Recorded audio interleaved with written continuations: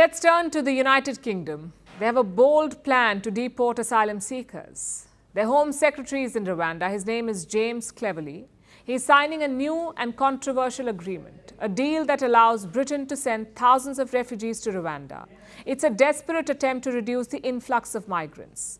It's part of Prime Minister Rishi Sunak's refugee policy. The UK Supreme Court has already ruled against it. They've called it a violation of international human rights. But that's not stopping London. This new treaty will allow them to deport thousands of asylum seekers to Rwanda. In return, the African nation will receive millions of dollars. And the world is watching this, especially European states. Many of them are facing a migration crisis of their own. So is this the new getaway card for Europe's problems? Here's our report. Europe is facing a migration crisis. Millions are fleeing West Asia and Africa. These refugees are landing up on Europe's borders. And this has become a major concern for many governments. Europe is struggling to stop the inflow of migrants. And the United Kingdom is resorting to some controversial strategies. Britain wants to deport thousands of refugees to the African nation of Rwanda. And Prime Minister Rishi Sunak is not backing down. It all started in 2022. The British government announced that anyone entering the UK illegally would be deported to Rwanda.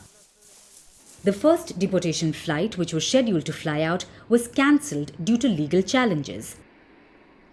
And then began a long trial. Last month, UK's Supreme Court ruled against the government. They called the deportation plan unlawful and a violation of international human rights. But the Sunak government was quick to find ways around the ruling. Today, the Supreme Court has judged that the Rwanda policy requires a set of changes in order to be lawful. I do not agree with this decision, but I respect it and accept it. The rule of law is fundamental to our democracy. We have prepared for all outcomes of this case. And so we have been working on a new international treaty with Rwanda. This will provide a guarantee in law that those who are relocated from the UK to Rwanda will be protected against removal from Rwanda. Now the UK is signing a new binding treaty with Rwanda. Britain's Home Secretary James Cleverly is in the African nation. The treaty will allow the UK to deport thousands of refugees to Rwanda. In return, Rwanda will get millions of dollars for housing the refugees. But why is Britain deporting thousands of refugees to Rwanda? The UK is facing a migration crisis unlike ever before.